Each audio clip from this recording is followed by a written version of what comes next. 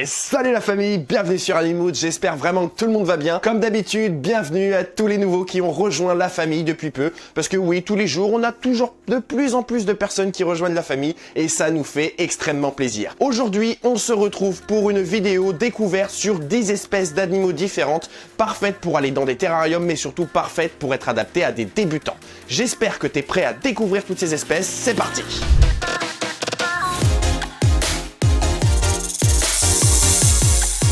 Avant de démarrer, j'aimerais juste vous faire un petit speech sur le bien-être animal, tout ça, pour tous les débutants qui réellement regardent cette vidéo. Voilà, c'est pas parce que vous débutez qu'il va falloir se lancer là-dedans en mode freestyle, non. C'est important de correctement se renseigner avant d'avoir l'animal, de correctement se renseigner aussi pendant qu'on a l'animal, parce que oui, vous allez faire des erreurs, c'est tout à fait normal en tant que débutant. Nous-mêmes, avec de l'expérience, on fait encore des erreurs, donc c'est pour ça que c'est important de continuer d'apprendre, de continuer de se renseigner, de surtout être aussi très ouvert à la critique. C'est pas parce qu'on vient critiquer un petit peu vos installations que c'est forcément agressif ou négatif, non. Il y a toujours moyen de pouvoir les optimiser pour pouvoir mettre toujours votre animal dans de meilleures conditions. Pour commencer cette liste, rien de mieux que de commencer par le reptile le plus commun pour les débutants, le gecko léopard. C'est vrai que celui-ci, pour débuter, il est particulièrement répandu parce qu'il est super facile à maintenir et en plus de ça, il tolère parfaitement les manipulations. Avec la sélection, aujourd'hui, c'est un reptile qui va exister en énormément de coloris et c'est plutôt cool. Mais attention à certains pour le porte-monnaie quand même. Il est originaire d'Inde, du Pakistan, d'Iran et d'Afghanistan. Il est aussi terrestre et nocturne, ce qui fait que vous le verrez pas beaucoup la journée. Par exemple, dans la nature, il va pas du tout s'exposer au soleil pour se réchauffer. Il va tout simplement venir se coller à une pierre qui a été précédemment exposée au soleil. Le soleil, il a tourné, donc elle ne l'est plus exposée. Et là, il va venir se réchauffer directement sur la pierre qui est chaude.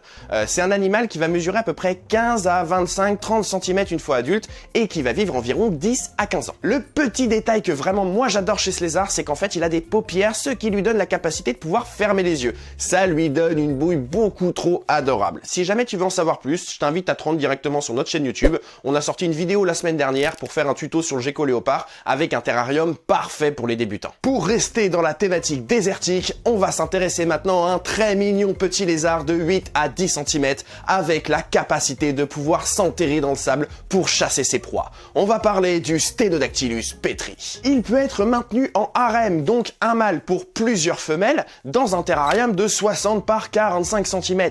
Pas spécialement besoin de hauteur pour ce terrarium puisque celui-ci, ce lézard, il est complètement terrestre. En plus, il est nocturne, ce qui fait que vous n'allez pas forcément beaucoup le voir la journée. Il va surtout être caché. C'est un gecko qui est territorial, d'où l'intérêt de pas le maintenir dans un groupe de plusieurs mâles, sinon ils vont vraiment finir par se battre. C'est aussi un animal qui va être très robuste. C'est pour ça d'ailleurs que je le conseille à des débutants. Néanmoins, je préfère vous prévenir qu'il faut éviter les manipulations avec celui-ci. Il est plutôt timide à ce niveau-là. Ce lézard, il est originaire d'une très grande partie de l'Afrique du Nord. En gros, ce que vous faites, c'est que vous prenez l'Afrique, vous la coupez en deux au niveau de la moitié, et toute la région nord, il vient quasiment de toute cette région-là. C'est une zone qui est vraiment très très large. C'est un animal que je trouve vraiment beaucoup trop adorable. Il est capable de se cacher dans le sable, comme je te l'ai dit, mais il est aussi capable de se camoufler très très bien avec les couleurs qu'il a. Le numéro 3 va nous faire voyager du côté tropical pour s'intéresser au gecko à crête.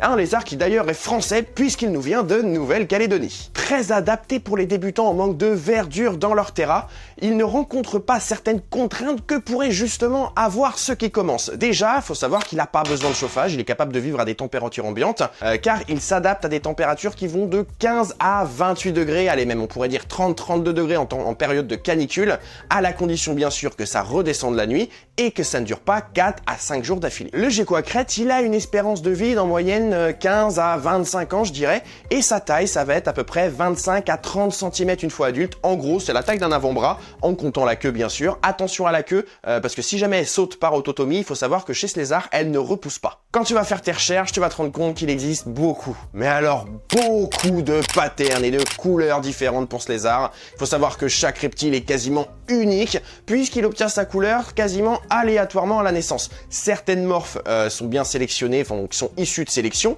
comme par exemple le Lily White que j'adore. Moi personnellement, j'adore quand le Lily White il est extrêmement clair, donc un blanc, mais vraiment blanc. Là, j'adore, avec un petit dalmatien en plus, c'est-à-dire des petits points noirs dessus.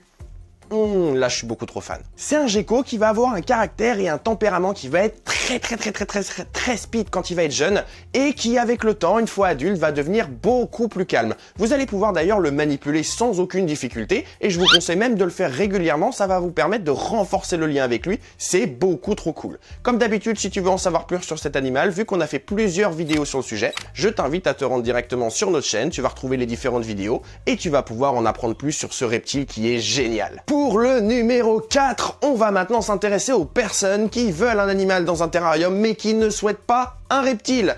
Et bien pour eux, je vais vous sélectionner une espèce parfaite pour débuter, mais débuter avec les amphibiens. On va s'intéresser aux grenouilles, on va aussi s'intéresser à Pac-Man, puisqu'on va parler de la Ceratophris cranewielli. C'est une grenouille qui est plutôt robuste, mais vous allez quand même avoir besoin de respecter des conditions très strictes en termes de température et d'hydrométrie. Dans le commerce, vous allez vous rendre compte qu'il existe différents coloris pour cette grenouille. Certaines sont plutôt vertes, d'autres plutôt jaunes, pas forcément albinos, certaines marron, d'autres un petit peu plus orange.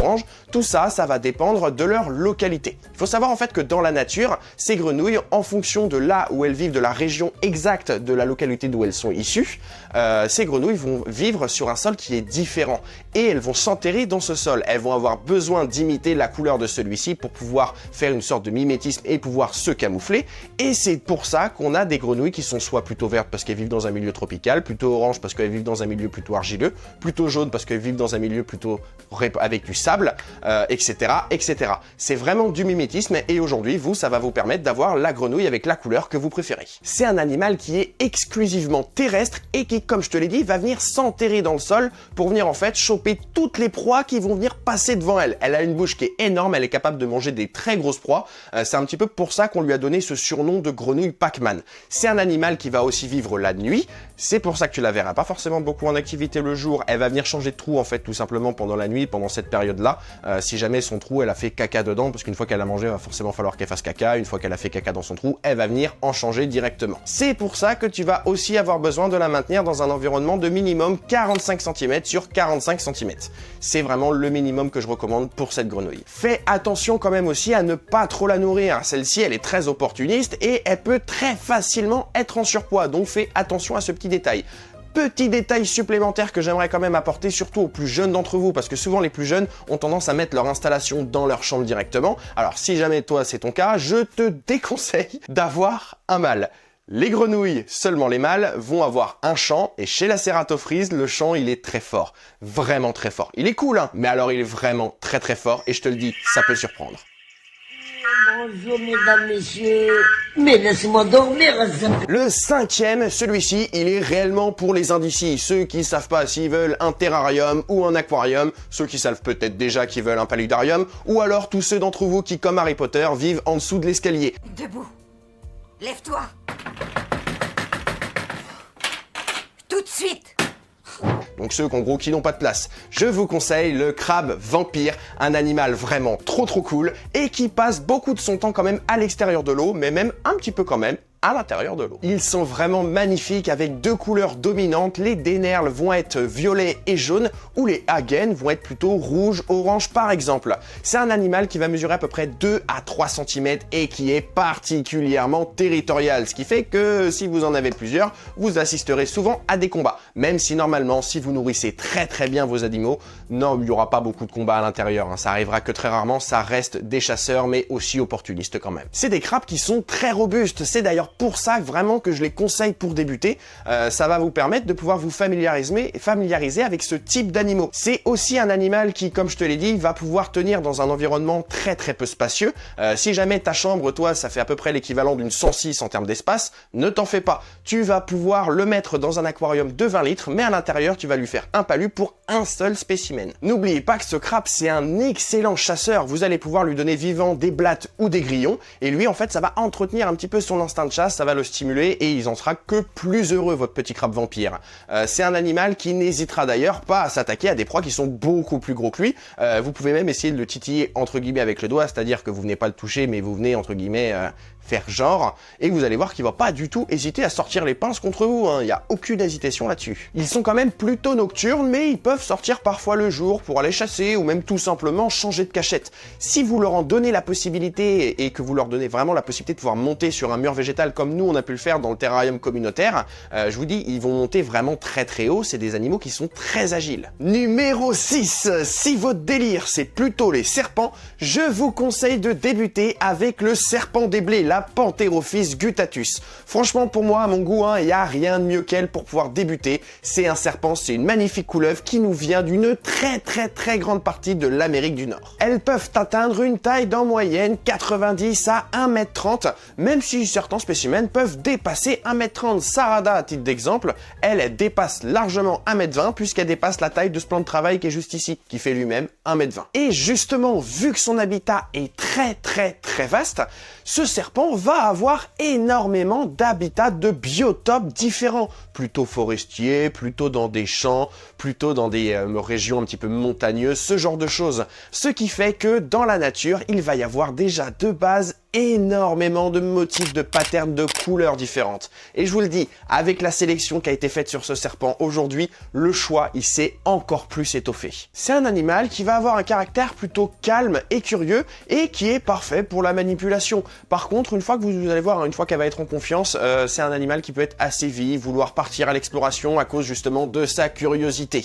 Faites attention, c'est aussi un serpent qui est très intelligent. C'est les rois de l'évasion, donc il va falloir bien sécuriser le terrain avec un verrou et aussi les éventuelles aérations qui peuvent être amovibles.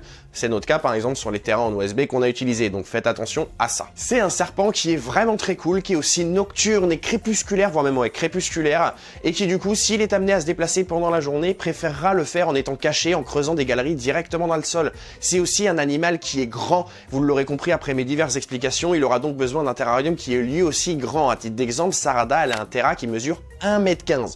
De toute façon, si vous voulez en savoir plus, je vous invite à vous rendre directement sur notre chaîne YouTube, vous trouverez différentes vidéos qui traitent du sujet du serpent des blés. Le numéro 7 devait obligatoirement avoir sa place dans cette liste. Le Pogona viticeps est un reptile qui va mesurer à peu près 50 cm et va avoir besoin d'un terrarium de minimum 1m10, 1m20. C'est un animal vif, curieux, il est robuste si bien sûr vous prenez pas forcément une sélection très poussée. C'est un animal qui est aussi plein d'énergie, avec un caractère plutôt docile. Vous allez pouvoir le manipuler, jouer avec lui avec des jouets dédiés, vous pourrez même lui faire prendre des bains. Je sais qu'il y en a même qui vont aller promener leur pogonade dehors en été avec une laisse.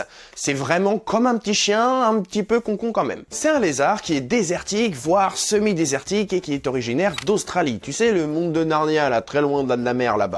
Il va avoir une espérance de vie d'en moyenne 10 à 15 ans si bien sûr ses conditions de maintien sont correctement respectées et qu'il est épanoui. En 8e position, on va voir un petit peu une tortue. Alors ça va être une tortue terrestre, on va parler de la tortue Hermann. Celle-ci, elle va mesurer à peu près 30 cm, c'est une tortue qui est herbivore et qui va avoir une espérance de vie d'à peu près 80 années.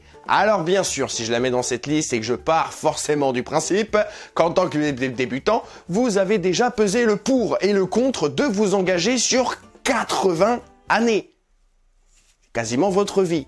Vous voyez ce que je veux dire? Enfin, il y a de grandes chances que vous engagiez votre vie et celle de vos futurs enfants potentiellement. Enfin bref, c'est quelque chose sur lequel il va falloir forcément réfléchir. Si vous préférez adopter une tortue adulte, une tortue déjà bien âgée ou alors un bébé, il va falloir bien y réfléchir et peser le pour et le contre. N'oubliez pas que vous allez passer toute votre vie avec. Elle ne vous quittera jamais. Alors je sais que ça peut donner envie quand je dis ça, mais attention, sinon c'est vraiment une tortue qui est trop cool, qui peut être maintenue à la fois dehors comme dedans, mais par contre si vous voulez la maintenir dehors, il faudra au moins attendre qu'elle ait 3 à 4 ans. Elle va avoir besoin d'un parc de 4 à 5 mètres carrés minimum, mais si vous pouvez lui offrir plus grand, n'hésitez pas, la seule condition c'est d'avoir une clôture d'au moins 30 cm de haut pour éviter qu'elle ne s'échappe. Bien sûr, en hiver, elle va venir hiberner, il faudra donc lui apporter les bonnes conditions et vérifier sa santé pour qu'elle passe une bonne hibernation. La tortue Hermann est originaire du bassin méditerranéen, il faudra donc lui reproduire les mêmes conditions climatiques pour la maintenir en captivité. Si jamais c'est en intérieur, vous allez lui mettre à disposition dans son enclos un point chaud.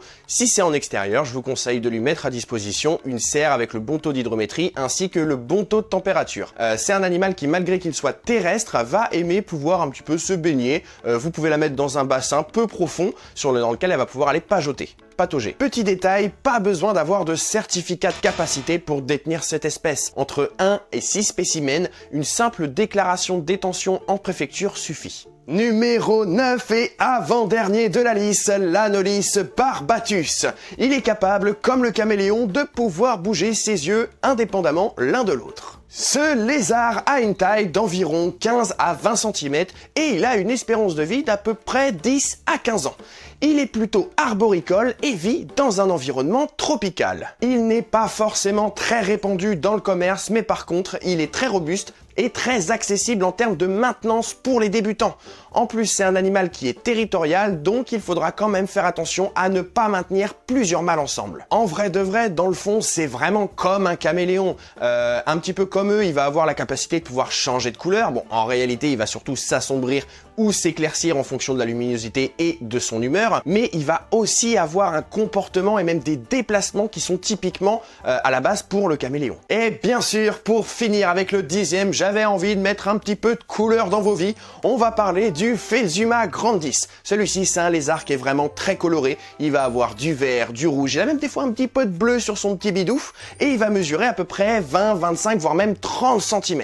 Il est très robuste et super facile à maintenir, c'est pour ça que je le conseille à des débutants.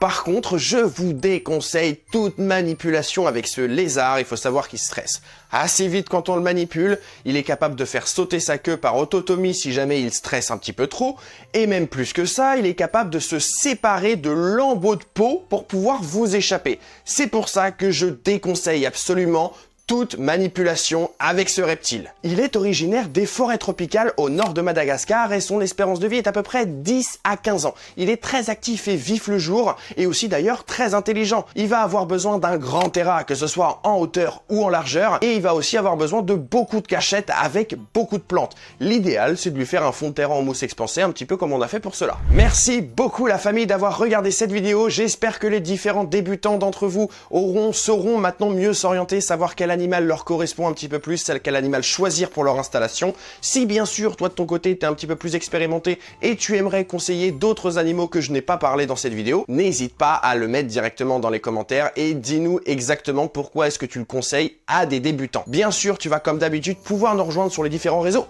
TikTok, Instagram et Facebook pour avoir des vidéos, des photos, des news de tous les animaux, mais aussi d'Alban, de moi, de Brian, enfin bref, d'un petit peu tout le monde dans la vie d'Animood. La famille, la semaine prochaine, c'est moi que vous allez retrouver pour une vidéo un petit peu particulière, mais ça, vous le découvrirez dans une semaine. C'était Matt sur Animood. Je vous fais des bisous.